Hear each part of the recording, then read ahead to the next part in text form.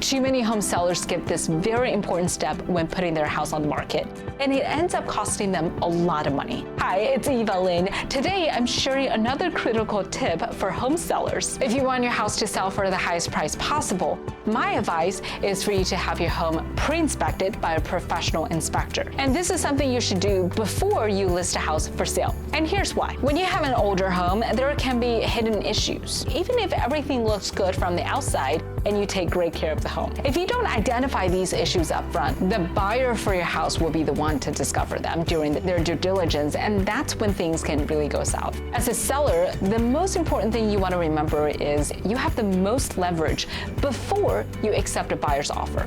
That's when they're trying to put their best foot forward and outbid the other buyers to win your house. But once you go into escrow, the buyer gains leverage. If they discover a big issue with your house, they can use that against you to try and renegotiate the price on your home. And that's why I like to take a much more proactive approach, which is to do a pre-inspection and to disclose all of the information about your home ahead of time. We're going to tell the buyers that this is the condition of the home, and if you want to buy it, you're going to have to take it in as-is condition. My client Chris is a perfect example. He hired me to sell his beautiful Pasadena character home, which was well over 100 years old. We had multiple offers, and we opened escrow with a new buyer, and they did a bunch of inspections, as they should. But then they wanted to use their inspection findings to come back and ask for a $250,000 price reduction. And their findings were almost exactly the same as what we have disclosed before they even submitted an offer. And this put my client in a very strong position because he's able to say, you already knew about the condition of the house when you wrote the offer. I have no reason to give you any concessions whatsoever. And that's how we closed the transaction without Chris leaving any money on the table.